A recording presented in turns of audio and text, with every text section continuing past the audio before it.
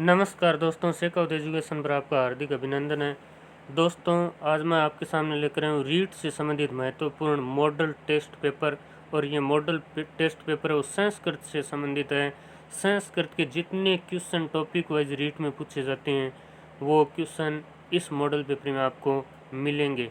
यानी 30 क्वेश्चन है, इसमें 15 क्वेश्चन व्याकरण से संबंधित और 15 क्वेश्चन शिक्षण विधियों से संबंधित है। जैसे रीट में पूछे जाएंगे उसी के अनुसार ये मॉडल पेपर वो तैयार किया गया है।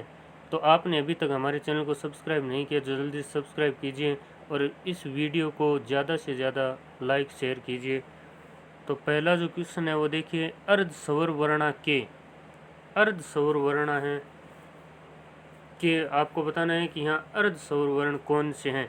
तो संस्कृत व्याकरण में इनको अर्ध स्वर वर्ण माना गया है। अर्ध स्वर वर्ण है ये और वह।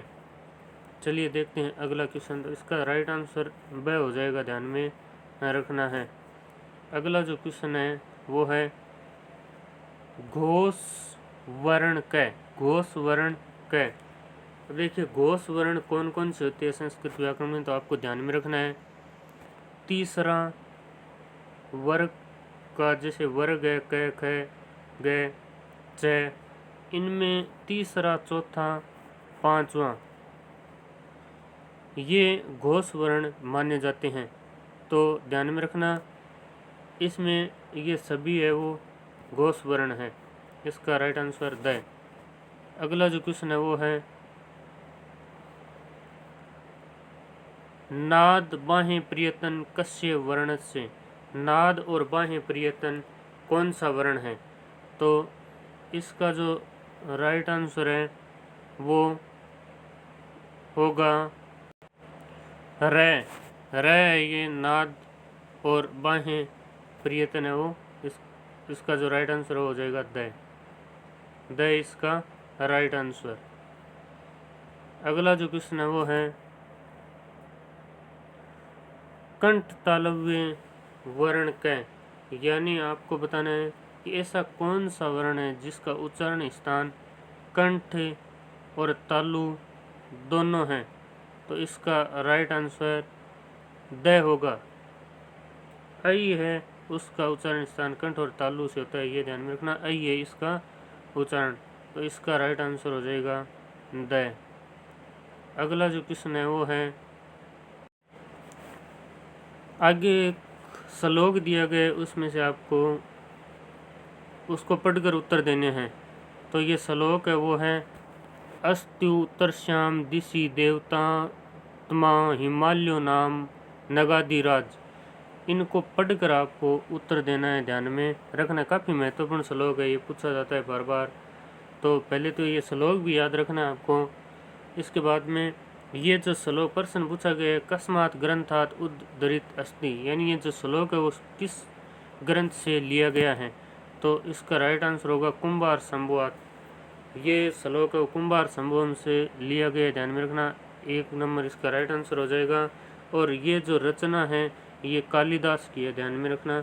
मेघदूत भी कालिदास की और रघुवंश भी कालिदास की है। तो इसका राइट आंसर 1 नंबर। अगला जो क्वेश्चन है वो है अस्मिन् पद्ये कस्य वर्णनम अस्ति। इस पद्य में किसका वर्णन किया गया है, तो आप पढ़ोगे तो पता चल जाएगा कि इसमें हिमालय का वर्णन किया गया है। इसका राइट आंसर 2 नंबर। अगला जो क्वेश्चन है वो है पृथ्व्या इव मापदंड अत्र क अलंकार। इसमें कौन सा अलंकार है, यहाँ मैं आपको बता दूं उपमा होगा। उपमा क्यों होगा, एक शब्द याद रखना है, इव बीच में आ जाए इव शब्द, तो वहाँ उपमा अलंकार होता है, ध्यान में रखना है आपको। तो यहाँ उपमा अलंकार हो जाएगा। इसके बाद अगला जो क्वेश्चन है वो है नगाधिराज अत्र संधि विच्छेद किम स्यात्। नगाधिराज का संधि विच्छेद है वो क्या होगा, तो इसका जो संधि विच्छेद है वो होगा नागा प्लस अधिराज। नागा प्लस अधिराज। इसमें जो संधि है वो है स्वर संधि, ध्यान में रखना है। और स्वर संधि का जो भेद है वो इसमें है दीर्घ संधि। अगला जो क्वेश्चन है वो देखिए क्या है। अगला जो क्वेश्चन है वो है हिमालय भारतस्य कस्मिन् दिशि वर्तते। तो उस श्लोक को पढ़ेंगे तो हमें पता है अस्ति उत्तर से दिशा नाम देवता नाम नगाधिराज, तो उत्तर दिशा में हिमालय है, ध्यान में रखना। तो श्लोक को पढ़ते ही पता चल जाएगा। इसके बाद अगला जो क्वेश्चन है वो है अस्य पद्य शीर्षक अस्ति, यानी ये जो पद्य था उसमें शीर्षक क्या है।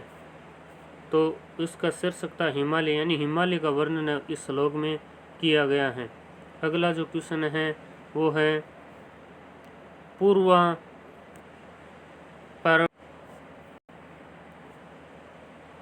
परव रेखांकित पदे समास।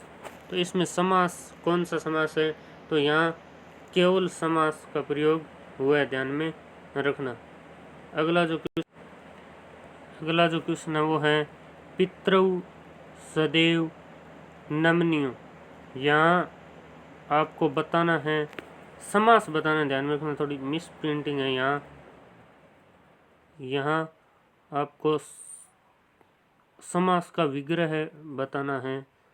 इसमें विग्रह इसका क्या होगा, समास विग्रह वो क्या होगा। तो इसका जो समास विग्रह है वो हो जाएगा माता च पिता च, माता च पिता च, ध्यान में रखना। और इसमें जो समास का प्रयोग हुआ है वो है द्वंद्व समास, बीच में और का प्रयोग हो तो वहाँ द्वंद्व समास होगा। चलिए देखते हैं अगला क्वेश्चन। अगला जो क्वेश्चन है वो है इमे इमा, यानी ये जो रिक्त स्थान है, रिक्त स्थान यहाँ क्या आएगा, इमे इमा। तो इस रिक्त स्थान में रूप है वो आएगा कौन सा, बताना है आपको। इसमें जो आएगा वो है इयम इमे इमा, इयम इमे इमा। इसका जो राइट आंसर हो जाएगा द। अगला जो क्वेश्चन है वो है नदी शब्द से चतुर्थी विभक्ति एक वचन से रूप। नदी शब्द का चतुर्थी विभक्ति और एक वचन है वो क्या होगा, तो इसका जो राइट आंसर हो जाएगा नद्दई। अगला जो क्वेश्चन है वो है नदी शब्द से सप्तमी विभक्ति एक वचन से रूपम। नदी शब्द में सप्तमी विभक्ति एक वचन में क्या होगा, तो ध्यान में रखना, ये भी काफ़ी बार पूछा गया है। तो इसका राइट आंसर हो जाएगा नद्याम से। चलिए देखते हैं अगला क्वेश्चन। तो व्याकरण के क्वेश्चन है वो 15 क्वेश्चन पूरे हो गए। अब शिक्षण विधियों से संबंधित है। सफल शिक्षा या आवश्यकम, सफल शिक्षा के लिए क्या आवश्यक है, प्रभावी अभिव्यक्ति, धनम, भाषा ज्ञानम, शारीरिक सौंदर्य। तो इसका राइट आंसर हो जाएगा भाषा ज्ञानम। अहम अन्वेष्यामि इति कस्य अर्थो अस्ति। इसमें से ये जो पद्धति हैं इसमें से इसका प्रयोग किस में किया जाता है, तो इसका राइट आंसर हो जाएगा ह्यूरिस्टिक, ध्यान में रखना। इसके बाद अगला जो क्वेश्चन है वो है दंडान्वय विधौ दंड प्रतीक अस्ति। दंडान्वय है उसमें दंड वो किसका प्रतीक है, काफ़ी बार परीक्षा में पूछा गया, तो इसका राइट आंसर होगा वाक्य से। अगला जो क्वेश्चन है वो है निगमन विधौ सूत्र न अस्ति। निगमन विधि का सूत्र है वो कौन सा नहीं है, तो यहाँ देखिए नियमात उदाहरणम प्रति, ये तो निगमन विधि का भेद है, ध्यान में रखना। नियम से उदाहरण की ओर चलती है निगमन विधि। सामान्यवाद विशिष्ट प्रति, ये भी निगमन विधि का है। इसके बाद तीसरा है ये इसका प्रत्यक्षात प्रमाणम प्रति, ये है वो आगमन विधि चलती है इसके अनुसार। तो इसका राइट आंसर हो जाएगा प्रत्यक्षात प्रमाणम प्रति। इसके बाद अगला जो क्वेश्चन है वो है बलाघात इति कदा प्रयुक्तो दर्श्यते। बलाघात ये इसका प्रयोग कब किया जाता है, तो मौखिक अभिव्यक्ति में इसका प्रयोग किया जाता है। 2 नंबर इसका राइट आंसर। इसके बाद अगला जो क्वेश्चन है वो है पर्वा कौशल पर्सना विषय सत्यम ना अस्ति। पर्वा कौशल पर्सन है उसके बारे में सही नहीं है वो बताना है आपको। नैऋत्य बल दिए थे, सही बात है, ये तो इसका होगा, नैऋत्य पर बल दिया जाता है। पुनर्बले बल दिए थे, दिया जाता है।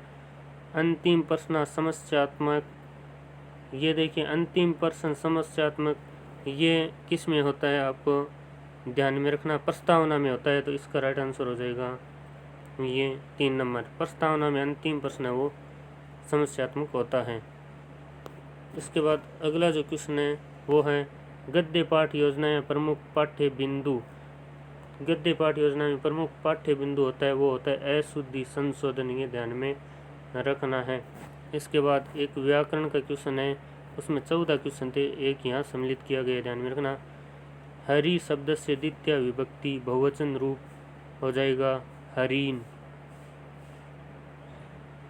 हरि शब्द से द्वितीय विभक्ति बहुवचन है वो हरीन हो जाएगा। इसके बाद अगला जो क्वेश्चन है लेखन से आवश्यकता अस्ति। लेखन की क्या आवश्यकता है? भावना नाम स्थिर रूप प्राधान्य लेखन कौशल प्रदर्शनाय स्मरण दृढ़ीकरणाय, तो इसमें उपरोक्त सभी होगा सर्वम। इसके बाद अगला जो क्वेश्चन हुआ संस्कृत शिक्षण से प्रारंभिक दिनेषु कर्तव्यम। संस्कृत शिक्षण में प्रारंभिक दिनों में क्या सीखना चाहिए? तो इसका जो राइट आंसर होगा सुभाषी तानाम अभ्यासम, कविताओं का अभ्यास करना चाहिए। चलिए अगला जो क्वेश्चन वो है संस्कृत शिक्षण महत्वपूर्ण पद्धति वर्तते। संस्कृत शिक्षण की महत्वपूर्ण पद्धति है वो होगी व्याख्या पद्धति, ध्यान में रखना, व्याख्या पद्धति इसमें महत्वपूर्ण मानी गई है। अगला जो क्वेश्चन वो है श्रुत्वा अर्थग्रहणम कस्य कौशलस्य उद्देश्यम अस्ति। सुनकर अर्थ ग्रहण करना किस कौशल का उद्देश्य है? तो इसका राइट आंसर हो जाएगा स्वर्ण कौशल। स्वर्ण कौशल है उसका उद्देश्य सुनकर अर्थ ग्रहण करना है। अगला जो क्वेश्चन है वो है भाषाया कौशलानि भवन्ति। भाषा के कौशल होते हैं कितने? चतवारी, ध्यान में रखना, यहाँ चतवारी होगा। कौन कौन सा? इसका सूत्र याद रखना, सुबोपली। सुबोपली सुनना, बोलना, पढ़ना, लिखना, लास्ट में ली। तो ये एक सूत्र याद रख लेना। भाषा के 4 कौशल है सुबोपली, सुनना, बोलना, पढ़ना और लिखना। अगला जो क्वेश्चन है वो है पाठ योजना या पूर्व ज्ञान से तात्पर्य अस्ति। पाठ योजना में पूर्व ज्ञान का क्या तात्पर्य? काफ़ी महत्वपूर्ण क्वेश्चन है, व्याकरण का सबसे महत्वपूर्ण क्वेश्चन। तो पूर्व कक्षा या ज्ञानम होना चाहिए, इसका राइट आंसर 3 नंबर। अगला जो क्वेश्चन है वो है व्याकरण पाठ योजना में मुख्य पाठ बिंदु अस्ति। व्याकरण पाठ योजना में मुख्य जो पाठ बिंदु है वो होगा प्रस्तावना, ध्यान में रखना। इसके बाद अगला जो क्वेश्चन है वो एतेस अर्थ प्रकृतिवाद से प्रवृत्त इति प्रसिद्ध। प्रकृतिवाद कौन है इन वैज्ञानिकों में से? तो पहले से याद रखने वाला प्रकृतिवाद और प्लेटो। इसके बाद अगला जो क्वेश्चन है वो प्राथमिक स्तरीय संस्कृत व्याकरण से सर्वोत्तम विधि वर्तते। तो निगमन, यहाँ ध्यान में रखना, प्राथमिक के लिए निगमन है। वैसे व्याकरण की सर्वोत्तम विधि पूछे तो आगमन है, लेकिन प्राथमिक स्तर पर पूछे तो निगमन है और उच्च स्तर पर आगमन है। केवल व्याकरण की पूछे तब आगमन होगा, ध्यान में रखना, केवल व्याकरण की। धन्यवाद।